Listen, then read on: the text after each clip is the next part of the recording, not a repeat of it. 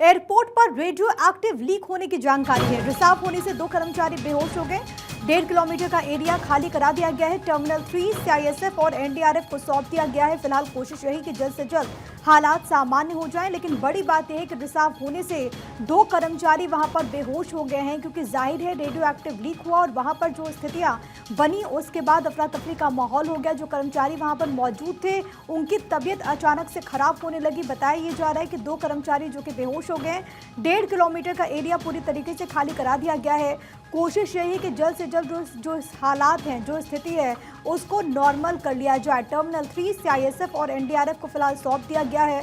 इस वक्त वहां पर बड़ी संख्या में टीमों की मौजूदगी है। इसके अलावा जो एयरपोर्ट के ऑफिशियल्स हैं, जो एयरपोर्ट के कर्मचारी हैं, उनको वहां से हटा दिया गया है। पूरे इलाके को खाली करा दिया गया है। ये रिसाव जिस तरीके से हुआ उसके बाद ये हालात वहां पर बने हुए हैं। हालांकि किन कारणों से ऐसी घटना हुई है, जाहिर है कि तमाम जांच का विषय है, तमाम पहलू होंगे जिस पर इन्वेस्टिगेशन किया जाएगा। लेकिन फिलहाल जो पहली प्राथमिकता है वो यही कि जल्द से जल्द जो हालात हैं वो कंट्रोल में आ जाएं। रेडियो एक्टिव लीक होने की वजह से वहां पर अफरा तफरी का माहौल हो गया, और क्योंकि टर्मिनल 3 की घटना है उसके बाद वहां पर सीआईएसएफ और एनडीआरएफ को पूरी तरीके से जो जिम्मा है वो सौंप दिया गया है। वहां पर जो एयरपोर्ट्स के कर्मचारी थे उनको वहां पर हटा दिया गया है। अवनीश विद्यार्थी तमाम जानकारी के साथ इस वक्त कनेक्टेड है। अवनीश, कैसे घटना घटी, क्या इसको लेकर के अभी तक स्पष्टता, और फिलहाल वहां पर मौजूदा हालात क्या कुछ? देखिए, एक स्पष्टीकरण एयरपोर्ट की केयर टेकर जो कंपनी अडानी ग्रुप, उसकी तरफ से इस मामले में किया गया और उसमें ये बात कही गई है कि जो कैंसर पेशेंट की दवा थी वो जो है रेडियोधर्मी दवा थी, और उस दवा से जो रिसाव हुआ उसकी वजह से ये वहां पर दिक्कत हुई, जिसको ठीक कर लिया गया। मौके पर एसडीआरएफ की टीम पहुंच गई, उसने तमाम सारी स्थिति को संभाला। आसपास के इलाकों से जो भी कर्मी थे एयरपोर्ट के, उनको भी हटाया गया और फिलहाल जो स्थिति है, जो आवागमन या दूसरी और प्रक्रियाएं वो सुचारू रूप से जारी है।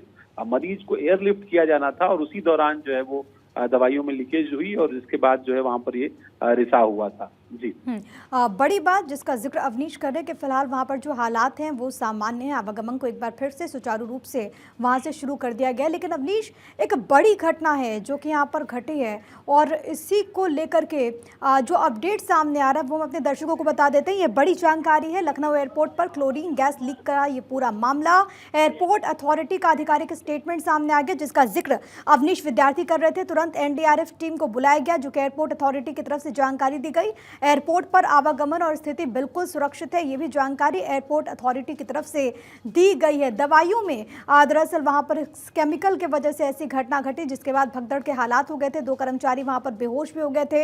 इसके बाद वहां पर जो एयरपोर्ट के कर्मचारी हैं जो कि वहां पर कार्यरत थे उनको हटा दिया गया। पूरे इलाके पर एनडीआरएफ की और सीआईएसएफ की तैनाती थी और इसको वहां पर पूरे हालात को सामान्य करने के लिए लगा दिया गया। उसके बाद अब एयरपोर्ट अथॉरिटी की तरफ से जानकारी दी गई। लेकिन एक बड़ी घटना है जो कि आज लखनऊ के एयरपोर्ट पर घटी है। अवनीश विद्यार्थी हमारे साथ, हमारे सहयोगी, हमारे स्टेट एडिटर यूपी लगातार कनेक्टेड हैं। और अवनीश, जैसा कि आपने कहा कि फिलहाल स्थिति पूरी तरीके से सामान्य है।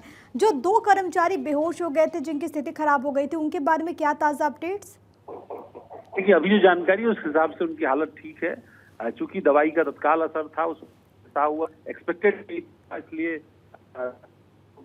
दिक्कत हुई। लेकिन रिसाव वैसे ही जो है तत्काल एनडीआरएफ एसडीआरएफ के लोगों को बुला लिया गया। सीआईएसएफ जो एयरपोर्ट की सिक्योरिटी देखती है वो आई, और सबसे बड़ी बात है कि वो जो हिस्सा है वो बहुत ज्यादा यात्रियों या बहुत ज्यादा भीड़ भाड़ वाला नहीं है, कार्गो का सेक्शन था, और वहां से वो मरीज जिनको एयरलिफ्ट किया जाना था, वो कैंसर पेशेंट थे, उनको लिफ्ट किया जाना था, और उस दौरान ये रिसाव हुआ था। तो बहुत ज्यादा भीड़ भाड़ नहीं थी, गनीमत थी, और इसलिए नुकसान भी कोई बहुत व्यापक नहीं हुआ। तत्काल उसको नियंत्रित किया गया और वहां पर जो भी सारी प्रक्रियाएं हैं उसको पूरा किया गया। इसके अलावा जो एयरपोर्ट का आवागमन है वो पूरी तरीके से सुचारू रूप से जारी है। फ्लाइट का आवागमन हो या जो पैसेंजर्स हैं उनके आने जाने का जो काम है वो सुचारू रूप से जारी है। लेकिन फिर से अवनीश, यही सवाल है कि क्या ऐसी घटनाओं को रोका नहीं जा सकता? क्योंकि आपने जिस बात का जिक्र किया, ये गनीमत रही कि जहां पर ये घटना घटी वो तो कार्गो एरिया था, वहां पर उस तरीके से यात्रियों की संख्या नहीं होती। लेकिन जो रेगुलर टर्मिनल्स होते हैं जहाँ पर अमूमन यात्रियों की भारी भीड़ होती है, अगर वहां पर ऐसी घटना होती तो कुछ भी हो सकता था और इसका नुकसान ज्यादा हो सकता था। ये बिल्कुल नुकसान ज्यादा हो सकता था, और शायद यही वजह है कि कई सारे परीक्षण के दौर से गुजरना होता है एयरपोर्ट्स पर। लेकिन फिर भी अगर चूंकि घटना हुई है, इसकी इन्वेस्टिगेशन भी जरूर अडानी ग्रुप की ओर से भी की जाएगी, और जो भी एयरपोर्ट अथॉरिटी होगी की जाएगी, वो इस तरह की घटना न हो उसके लिए क्या एहतियाती कदम उठाया जाए। ये अच्छा रहा कि मौके पर एसडीआरएफ टीम, जो कि बहुत बार पहले भी मॉक ड्रिल्स वगैरह के माध्यम से बहुत सारे अभ्यास किए गए थे, इस बार भी ये देखने को मिला कि तत्काल ही बहुत कम समय के अंदर एसडीआरएफ की टीम वहां मौके पर पहुंची और स्थिति को जो तुरंत नियंत्रित किया गया और वहां पर जो भी ड्रिल्स आवश्यक ड्रिल्स थी वो पूरी। ठीक है अवनीश, जो बड़ी जानकारी जो अभी तक सामने आई थी, दरअसल वहां पर क्लोरीन गैस का रिसाव होता है कार्गो एरिया पर। जब एक मरीज को एयरलिफ्ट किया जाना था उस वक्त ये घटना घटी। हालांकि वक्त रहते हालात पर काबू पा लिया गया है, जिसका जिक्र अवनीश लगातार कर रहे हैं। 2 कर्मचारी जो कि बेहोश हुए, उनकी कंडीशन फिलहाल ठीक है। बहुत धन्यवाद आपका अवनीश।